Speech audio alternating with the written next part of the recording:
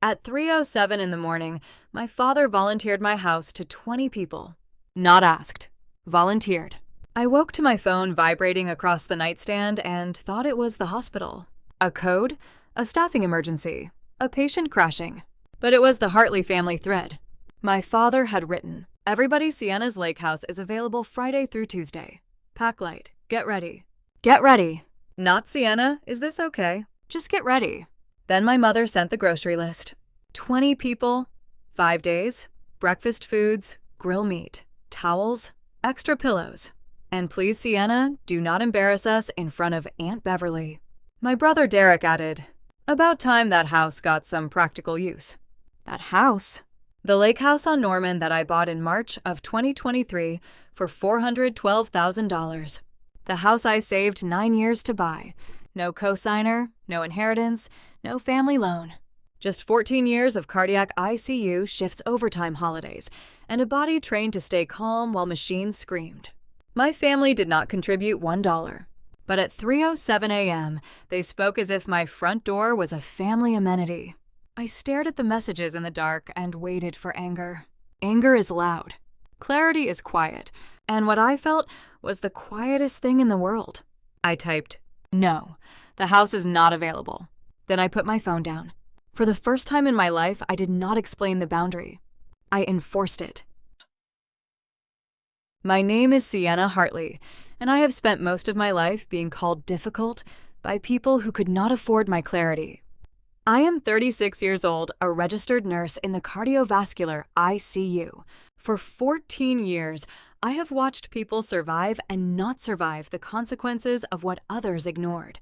ICU work teaches you the difference between noise and data. It teaches you not to panic just because someone raises their voice. My father, Gordon Hartley, believed volume was authority. If he said get ready, everyone got ready. If he said family helps family, the room searched for my wallet. My mother, Vivian, wrapped control in manners and called it keeping peace. My brother Derek was the family emergency that never expired. Derek needed money. Derek needed second chances. Derek needed everyone to stop judging. Somehow, Derek's needs always arrived at my door. And somehow my needs were proof that I lacked compassion. I bought the lake house because I needed one place where nobody could decide for me.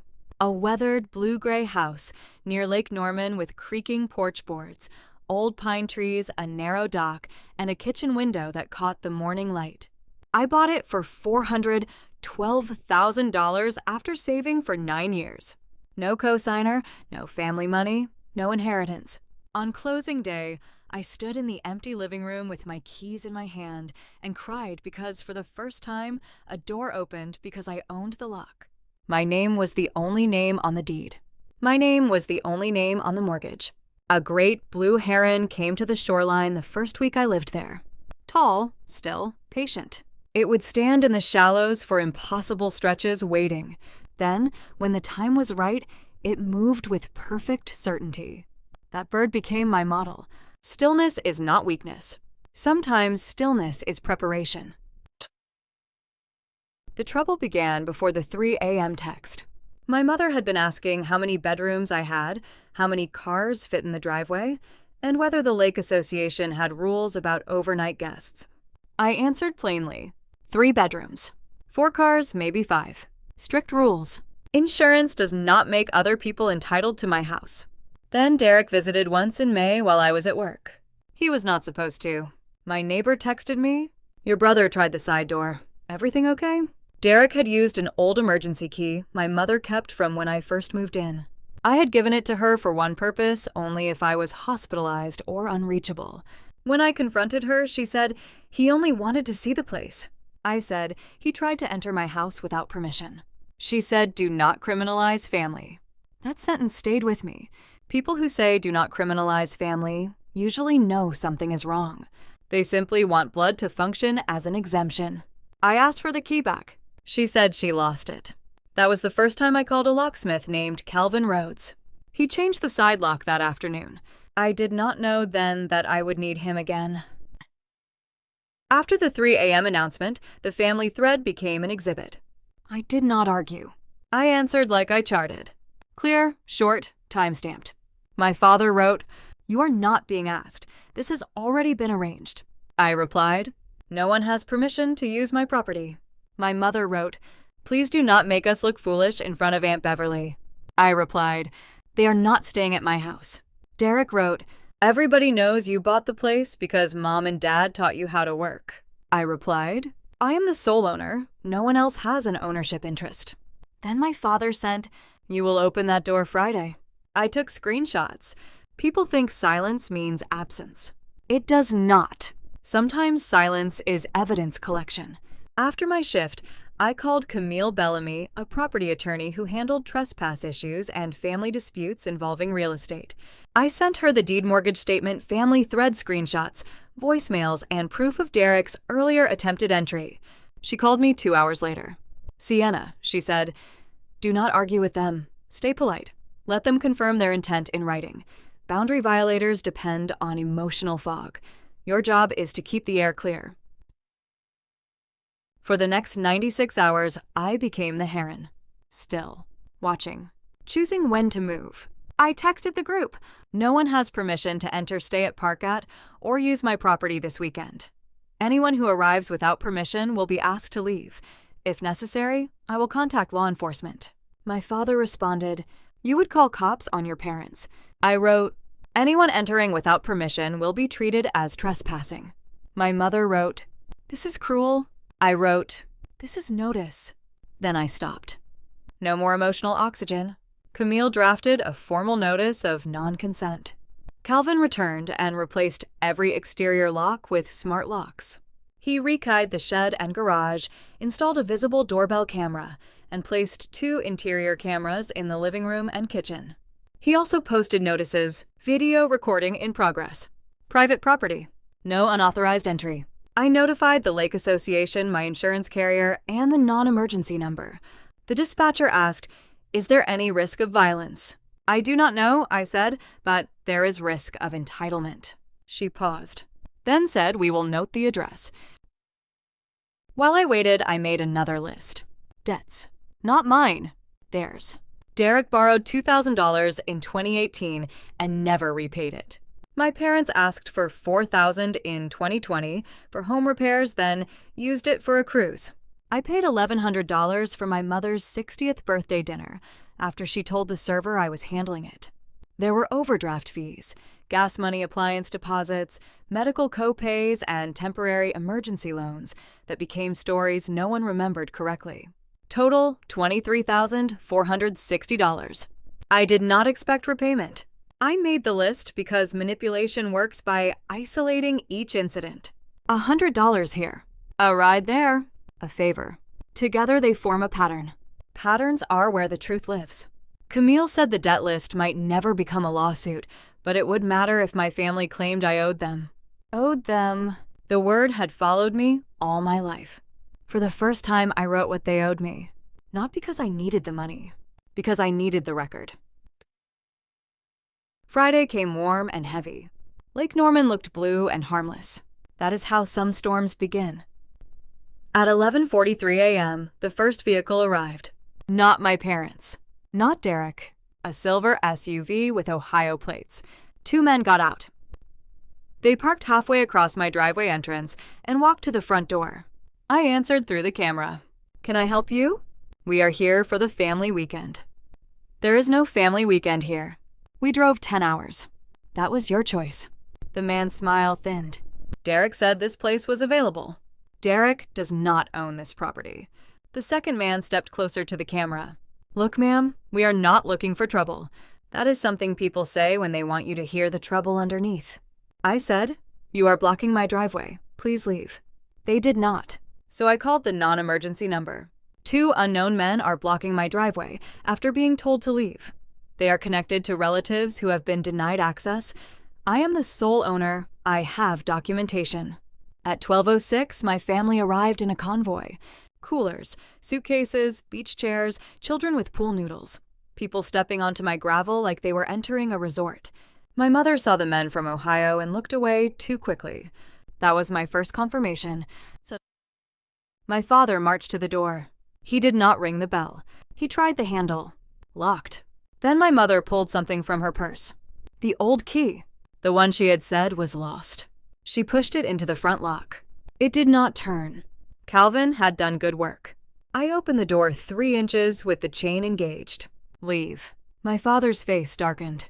Open this door. Number. We are your parents. You are trespassing. My mother gasped.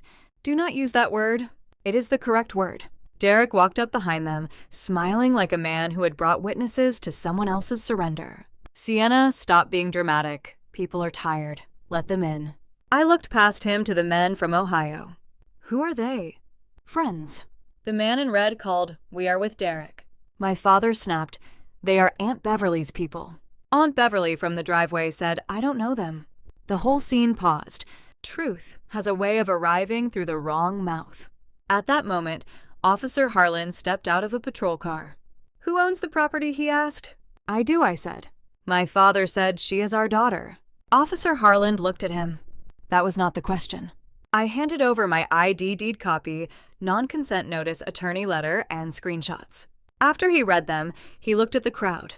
No one here has permission to enter or remain on this property except Ms. Hartley. That is correct. He turned to them. Then you need to leave. My mother said we are family. Officer Harland replied, Family does not create ownership interest. That sentence did more for me than years of explaining ever had. My father tried every angle. We raised her. Officer Harlan said, She owns the property. She has this house because we taught her how to work. She owns the property. We are always welcome. Not today. Then Officer Harlan looked at me. Do you want them trespassed formally? The driveway went silent. I thought of the old key. The 3 a.m. text. The grocery list. The men from Ohio. Yes, I said, I want a formal trespass notice issued. My mother began crying. Aunt Beverly whispered Marilyn. What did you tell us? Derek said, This is insane. The shaved-head man from Ohio took 1 step toward him. No, what is insane is you telling us this house was collateral? There it was. Collateral. Derek's smile died. The man continued. He owes 18 grand, said this lake house was basically his family's. I looked at Derek. You used my house to negotiate gambling debt. He said it was not gambling. The Ohio man said it was gambling. Derek tried to speak over everyone. Sienna, I was going to fix it. No, I said. You were going to put strangers at my door and make fear do what guilt could not. He looked away. That was the closest thing to agreement I had ever seen on his face. The trespass notices took 40 minutes. 40 minutes of suitcases returning to trunks. 40 minutes of adults discovering they had been invited to a house by people who did not own it. Aunt Beverly stood near the mailbox with her arms crossed. Finally, she walked up to me. Did they ask you at all? Number. Not once. Number. Her mouth tightened. Your mother told me you insisted on hosting because you were lonely. I almost laughed. Lonely. That was one way to describe being invaded by 20 people. Then Aunt Beverly lowered her voice. She also said you stole money from your grandmother, Olive. The ground seemed to move under me. What? She said that is why Olive stopped calling you before she died. For years, I had believed my grandmother had simply drifted away near the end. I had sent cards, left voicemails. No response. Now I understood. My mother had put a wall there too. Aunt Beverly showed me a photo of a letter addressed to me in my grandmother's handwriting, postmarked 2019 returned to sender. Olive wrote you 3 letters, she said. Your mother told us you refused them. I could not speak. My mother had not only taken money, she had taken goodbye. The driveway cleared by sunset. Officer Harland waited until the last car left. Then he said, Miss Hartley change anything else they may have access to? Alarm codes, gate codes, mailbox, digital accounts. Already doing it. After he left, the lake became quiet again. But it was not the same quiet as before. I walked through each room slowly. Living room, kitchen, guest room, basement, master bedroom, my bedroom. The one my family's plan later revealed I was supposed to avoid. Yes, there was a plan. A cousin named Tamsin forwarded it to me that night. The document was titled, Sienna Duties. Prepare food Friday before arrival. Stock towels. Stay out of master bedroom and master bath. Use downstairs guest room or couch. Do not discuss money in front of Aunt Beverly. Do not embarrass Dad. Leave lake equipment accessible. No nurse attitude. No nurse attitude. I read that line 3 times. Then I sat on the kitchen floor and laughed until I cried. They had built an entire fantasy in which I became staff in the house I owned. And they never once considered that I might simply say no. Camille filed the civil notices the following week. Formal trespass warnings. Cease and desist letters. A demand to preserve communications. A notice regarding the false claim that my property could serve as collateral. And a separate letter about defamatory statements concerning my grandmother's money. My mother called it legal bullying. My father left a voicemail saying, "You have poisoned this family." Derek sent one text. "You do not know what pressure feels like." I replied, "I know exactly what pressure feels like. I have kept people alive under it. This is not pressure. This is consequence." He did not answer. Tamsin came to my house 2 weeks later with screenshots from years of family messages. Sienna has always been cold. Sienna thinks she is better than us. Sienna borrowed from Olive and never paid it back. Sienna is difficult with money. Sienna does not understand family closeness. One message from 2021 made my throat close.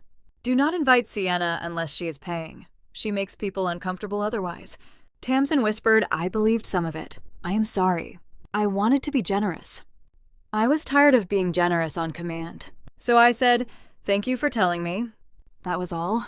Real remorse does not demand immediate absolution. The letter from Grandma Olive arrived in 2025. Aunt Beverly found the original in an old box. My grandmother had written it 6 months before she died. The envelope had my name in her shaky hand. Sienna May Hartley. My middle name? I opened it at my kitchen table with Pepper, my one-eyed rescue dog, sleeping under my chair. My dearest Sienna May, if this reaches you, then maybe the Lord is kinder than my family has been. I have been told so many things I do not believe anymore. I was told you took money from me. I was told you were ashamed of us. I was told you did not want visits, but I remember the child who sat beside me and sorted buttons by color for hours. I remember the girl who brought soup without being asked. I remember the young nurse who called me after every hard shift because she needed to hear one voice that did not demand anything. I think I have been made a fool. And worse, I think you have been made lonely on purpose. I am sorry I did not see sooner. You were never cold. You were overused. You were never selfish. You were tired. If I am gone before I can say this to your face, know this: a no from you is not cruelty. It is a door. Let only the worthy knock. All my love, Grandma Olive. I read it once. Then again, not because it fixed the years, because it named them. Overused. Tired. Not cold. Sometimes healing begins when someone finally uses the correct words. My boundaries became simple after that. My father received no access. No calls, no visits, no messages through others, no updates. A man who believes a daughter's property becomes available when he says, "Get ready," is not someone I invite near my door. My mother received public coffee once a month. No house visits. No keys. No private emotional ambushes. The first coffee lasted 11 minutes. She cried. I let her. She said, "I miss my daughter." I said, "You miss access." She flinched. Good. Some truths should touch skin. Derek disappeared for a while. Then, 6 months later, he called from a recovery program. Not to ask for money, to apologize. "I used your house because I thought you would fold," he said. Yes. I told those men it was basically family property. I know. I was scared. I know. That does not excuse it.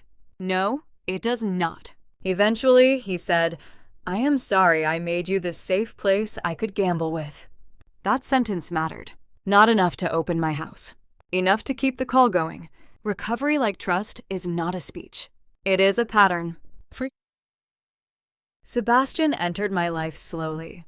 That is the only reason he stayed. He was a physical therapist who worked with post-surgical cardiac patients and had the rare ability to hear no without treating it like an obstacle. The first time he asked if he could come to the lake house, I froze. He noticed. "We can stay in town," he said. No injury in his voice. No pressure. Just adjustment. I stared at him. You are not offended. By what? That I hesitated. Sienna hesitation is information, not rejection. That sentence did more to undo my family's training than a dozen compliments would have. The first time he did come to the house, he did not comment on the locks. He did not ask why there were cameras.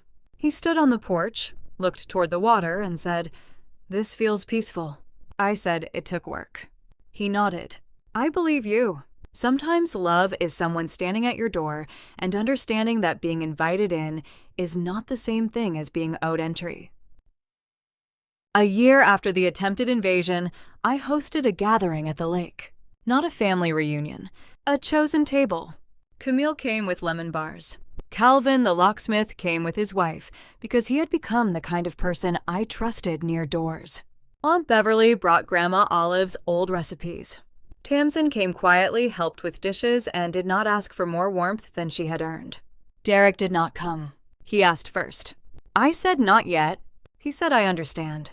That answer earned more trust than showing up would have. Sebastian grilled fish on the deck. Pepper slept in a patch of sun. The great blue heron returned near sunset, stepping through the shallows like it owned patience itself. We ate outside. Everyone used the front door because I opened it. Everyone left when the evening ended, because being welcome does not mean becoming entitled. No one asked for keys. No one took the master bedroom. No one told me to get ready. People ask if I regret calling law enforcement. They usually mean, do I regret embarrassing my parents? Number. I regret waiting until strangers from Ohio blocked my driveway. I regret doubting my own discomfort when my mother said the key was lost. I regret thinking that if I explained ownership gently enough, people committed to access would suddenly understand consent. I do not regret the boundary. I do not regret the lock. I do not regret the word trespass. Language matters. A demand is not a request. A plan is not permission. Blood is not ownership. A key is not a right. A house is not family property because a father announces it at 3 a.m. And a daughter is not cruel because she refuses to become a hotel, a bank, a shield, and a storage unit for everyone else's irresponsibility. My no did not destroy my family. It revealed the rooms they had already built without me. Rooms where I was useful but not respected. Included but not consulted. Praised when I paid. Punished when I owned. I do not live in those rooms anymore. I live in mine. Tonight the lake is quiet. Pepper is asleep under the table. The smart locks glow softly on the app, not as a threat. As a choice? My mother texted this morning asking if we could move coffee to my house because public places feel cold. I replied, no, Saturday at 10 remains available at the cafe. She sent 3 dots. Then nothing. That is progress? My father sent a message through a cousin about Thanksgiving. I did not answer. That is also progress. Derek has been sober 7 months. He sends screenshots of meeting chips, not requests for money. I answer sometimes, carefully. The brass heron sits by the window. Grandma Olive's letter is framed in the hallway near the door. A no from you is not cruelty. It is a door. Let only the worthy knock. I believed for too long that love meant leaving the door open even when people entered with muddy shoes, old keys, bad debts, and plans written without asking. Now I know better. A boundary is not a wall against love. It is the door that teaches love how to enter. And some people, when they find that door locked, will call you cold. Let them. The house is warm. The key is mine. And I decide who comes in. And I decide who comes in.